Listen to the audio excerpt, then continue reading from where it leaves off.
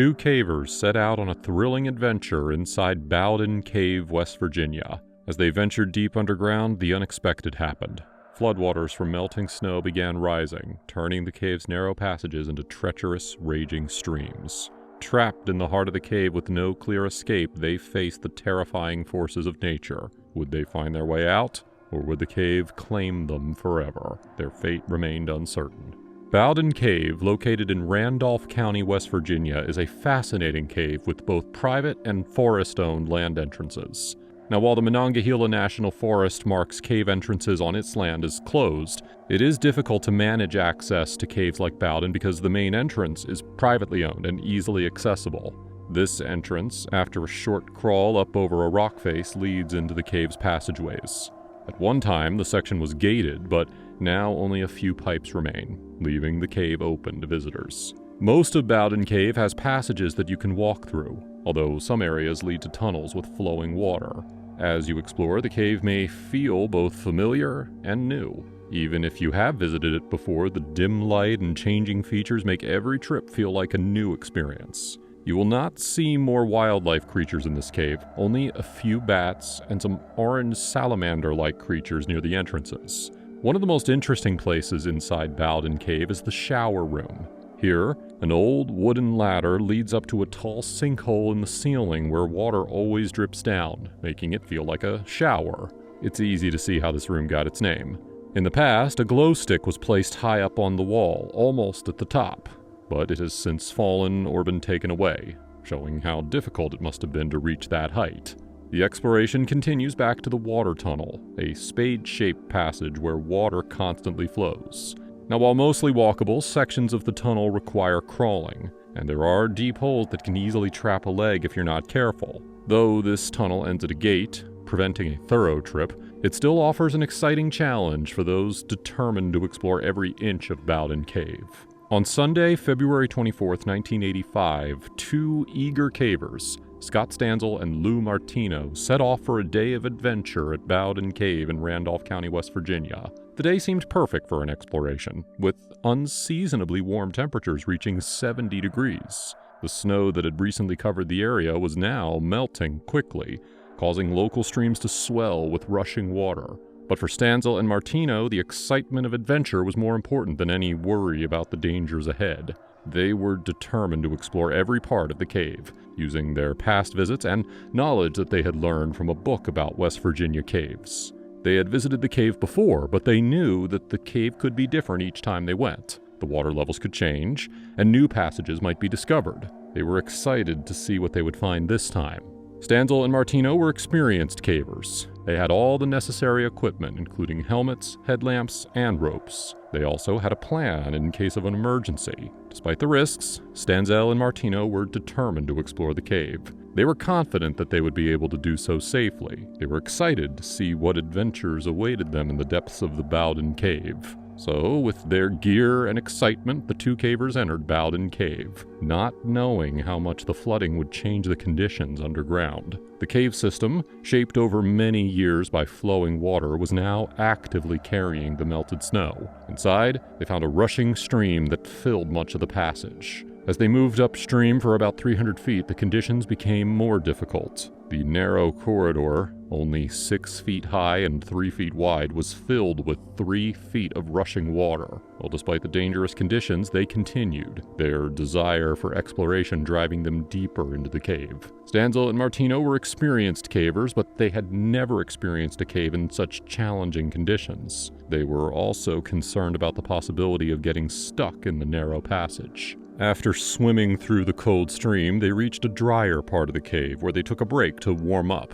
Their hands and feet were cold, but they were excited to be in one of West Virginia's most famous caves. After resting, they decided to find the second of Bowden Cave's 3 entrances. Although they had been inside the cave before, they mostly knew the layout from a book they had read. What they didn't know was that the second entrance had collapsed the year before, making it impossible to find. For the next 2.5 hours, they walked through the maze of passages, looking for the hidden second entrance. The excitement of exploring the unknown kept them going, but deep down, they started to feel worried. The cave's twisting passages seemed more confusing than they had remembered, and the sound of water reminded reminded them of the flooding outside. As time passed, they realized that they did not know the cave as well as they thought. Meanwhile, outside the cave, their parked van had caught the attention of 3 cavers from the Parkersburg Grotto, a local caving group. The group, experienced in exploring West Virginia's caves, noticed the vehicle and became concerned when they realized that it belonged to cavers who hadn't been seen for hours. It was now 1 o'clock in the afternoon, and the Parkersburg cavers decided to check out the situation. The Parkersburg team entered the cave through the main entrance, carefully navigating the increasingly dangerous conditions. As they made their way to the narrow stream passage, they spotted something alarming: a camera floating in the water. It was clear that Stanzel and Martino had ventured beyond this point, and the stream had since risen to a treacherous 5 feet deep. Realizing that their fellow cavers were likely trapped deeper in the cave, the rescue team made the difficult decision to exit the cave and try a different way. Knowing that the second entrance had collapsed, they aimed for Bowden Cave's third entrance, which offered the best chance of reaching Stanzel and Martino. However, to get there, they would have to make several crossings of Bickle Run, a stream that was now dangerously swollen from the melting snow. The crossings were difficult, with the icy water hitting their legs and sapping their energy. But they pushed through, determined to rescue the missing cavers. Once inside the third entrance, the rescue team made their way to one of the largest rooms in the cave, a cavernous space that echoed with the sound of dripping water. It was here, in this dark room, that they found Stanzel and Martino. The 2 explorers had realized that trying to go back through the stream passage was too dangerous, and were preparing to face the challenge. They were cold, tired, and unsure of how they would navigate the dangerous water ahead, but they had not lost hope. Stanzel and Martino felt relieved when they saw the rescue team approach. The Parkersburg cavers quickly checked out the situation and led Stanzel and Martino out of the cave, going back the way they had came through the third entrance. The return trip was not any easier than before. Crossing Bickle Run again was very difficult, with the freezing water and slippery rocks threatening to pull them under at any moment. One of the rescuers, having been in the cold water for a long time, started to show signs of hypothermia. Despite the challenges, they all made it out safely, though the experience left a mark on everyone involved. Stanzel and Martino were grateful for the swift actions of the Parkersburg Grotto team, who had risked their own safety to help. It was a harsh reminder of how unpredictable and dangerous caving could be, especially in flood conditions. Looking back, it was clear that Stanzel and Martino were excited explorers, but they did not think about the risks enough. Their preparation, mostly based on a book, did not consider the possibility of flooding, and their lack of recent knowledge about the cave's condition made them vulnerable.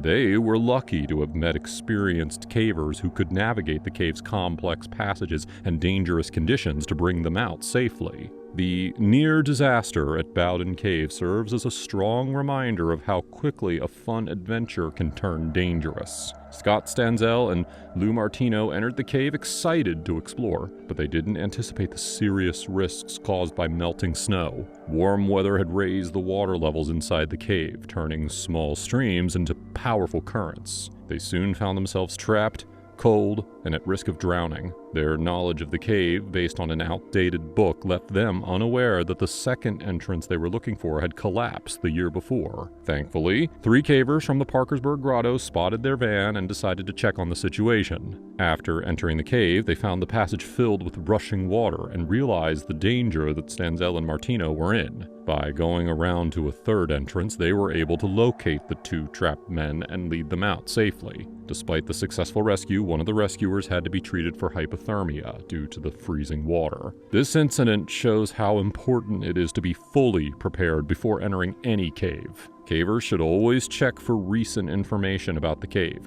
as conditions can change over time. Understanding how weather, especially rain or melting snow, can impact caves is also critical. Proper equipment like ropes, waterproof clothing, and emergency supplies should always be carried. Exploring caves in larger, well-prepared groups can also make a huge difference when things go wrong. To prevent accidents like this, it is essential to have updated knowledge, plan for emergencies, and avoid risky weather conditions. Caving is thrilling, but safety must always come first to ensure that adventures don't turn into life-threatening situations.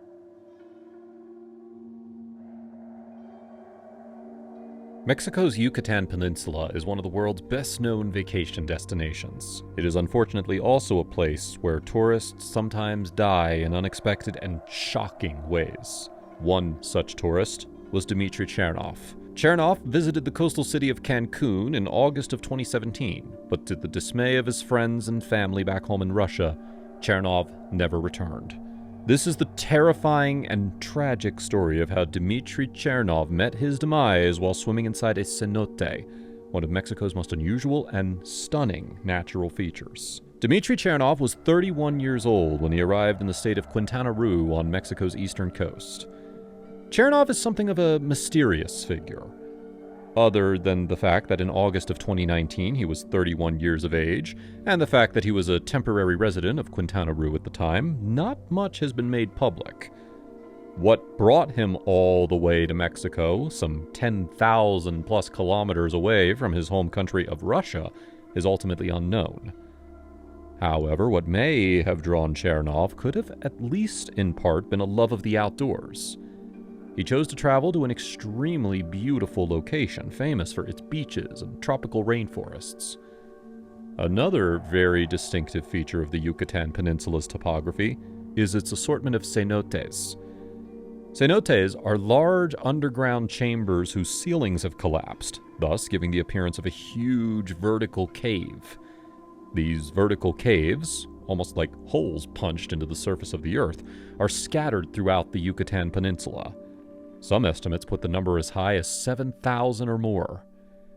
In addition to being enormously wide, deep, and full of beautiful fauna, cenotes usually also have fresh water inside them, making them popular swimming destinations. This also makes them dangerous, especially for tourists and others not familiar with the area, such as Dmitri Chernov. On August 5, 2019, Chernov and a friend traveled to a cenote in Quintana Roo called Balam. Balam was located inside a biopark where private tours were often conducted. The cenote is well known for having particularly crystal clear water, but this can be deceptive. The underwater space below the surface is nothing short of cavernous and connects to one of the largest underground cave systems in the world. It doesn't matter if you're Michael Phelps or David Blaine, you cannot swim fast enough or hold your breath long enough to even begin exploring the extent of what's below the surface. It is possible that Dmitri Chernov didn't realize this, or it's possible he simply made a fatal miscalculation. Either way, what happened on that day, August 5th, would cast a dark shadow over the biopark that would end up never truly going away. Around 3 p.m. that afternoon, Chernov and his friend entered the cool, clear waters of the Balam cenote. However, as investigators would later determine, Chernov ended up unknowingly deviating from the approved swimming area within a matter of seconds. That's because a channel that was supposed to have been blocked off for safety reasons simply wasn't. There were two really good reasons why this area of the cenote was supposed to be closed off. The first was that it was dark. Sunlight naturally pours in from the main opening of the cenote, but only covers the areas directly below. You don't have to travel too far astray to find yourself in stark darkness, because after all, you are in fact dozens of feet underground. The second reason the area should have been closed off was that it went very far into this rapidly increasing darkness and very, very deep underwater. But if that wasn't dangerous enough, there was arguably a third reason why the area should have been blocked off, and that was to keep thrill-seeking swimmers away from one highly tempting feature of this particular cenote. This also happens to be the only factor that we can be reasonably sure Dmitri Chernov was aware of prior to entering the cenote. Almost mythologically, visitors spoke of an air bell, meaning a chamber with breathable air deep inside this forbidden section of the cenote. Adventurers seeking to visit this rare, untraveled location deep beneath the earth needed to swim a colossal distance of 50 meters underwater to reach it. On August 5th, 2019, Dmitri Chernov's plan was to attempt to reach this legendary air bell. The problem, in addition to this being illegal, was that it is an astronomically risky endeavor. To put it into perspective, reaching the air bell means holding your breath and swimming the length of an Olympic swimming pool. Only instead of swimming across, you have to swim down. And instead of swimming in daylight, you're swimming in the dark. It is the aquatic equivalent of trying to leap from one skyscraper to another while wearing a blindfold. It is tantalizingly possible, in theory, but the potential for disaster is tough to overstate. Swelling with determination and captivated by visions of what the underground chamber might be like to successfully discover, Chernov kept an eye on the rest of the people visiting the cenote as he took heavy, rhythmic breaths, filling his lungs with oxygen. Then, after one final breath, he slipped his head under the water and began to swim. The question of whether or not Chernov knew he was swimming in a restricted area, and to what extent he had to deliberately bypass safety measures, would later become a subject of legal debate in Mexico.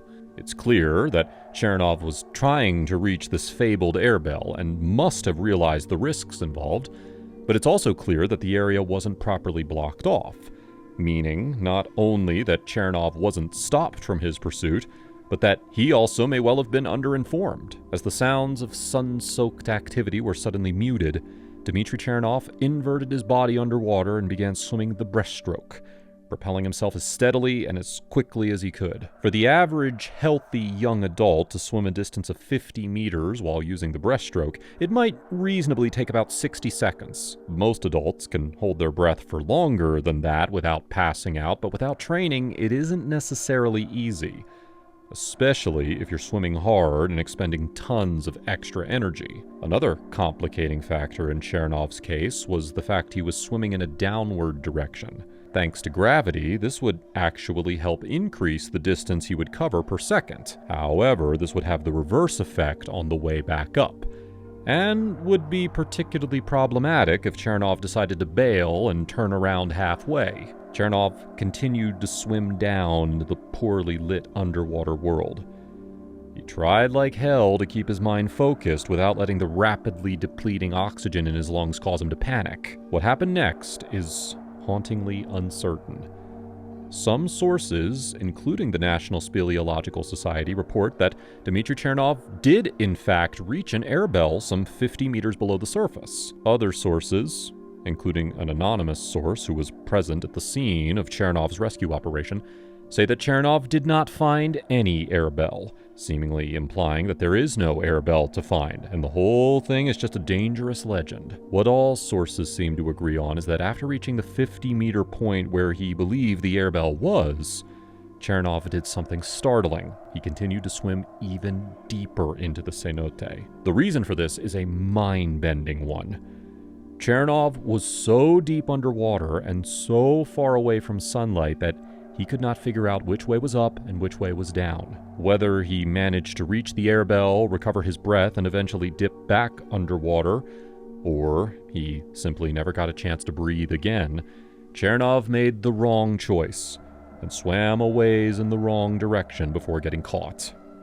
Here, alone, well over 100 feet below the surface of the Balam cenote, he drowned. Attempts to recover the body of 31-year-old Dmitri Chernov proved difficult, to put it mildly. Rescue workers had to make several attempts, all trying to enter the underwater chamber the same way Chernov did, before realizing the only way to extract his body was by drilling holes in the bedrock. This would allow personnel to access Chernov's body from a different angle. However, it proved costly, time-consuming, and incredibly elaborate. First, a very precise and thorough survey had to be conducted in the low-visibility environment. Next, once workers had identified the exact spot where they needed to drill, bulldozers were called in to clear out a huge patch of the jungle. Once a pathway was cleared, no less than 20 truckloads of gravel were brought into the remote location to provide a road for the drilling rig to drive in on.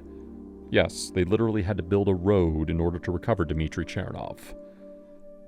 After flattening the rainforest, paving the road, and driving a 10-ton drilling rig to the area, it was only then that the real work could begin. Drilling a hole that was 36 inches wide, the massive drilling rig bore into the ground near the edge of the Balam cenote. It eventually drilled an astonishing distance of 26 feet before piercing through and creating a makeshift tunnel through which Chernov could be extracted. Chernov's body was finally removed from the L'Umbalam cenote on August 11th, nearly a week after he drowned.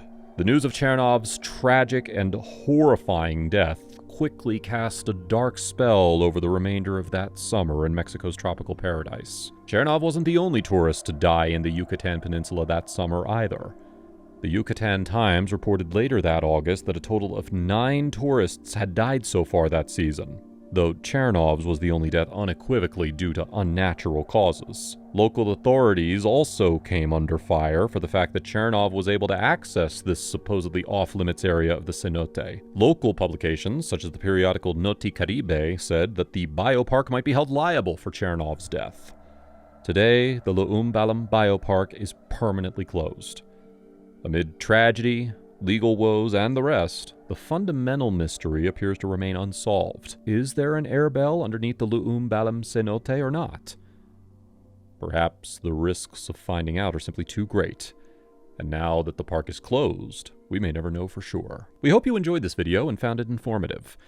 Have you ever experienced any of Mexico's famous cenotes? Please share your thoughts and experiences with us in the comments below. Thank you so much for watching, and please be sure to like the video and subscribe for more content like this in the near future. That's all for now. We'll see you next time.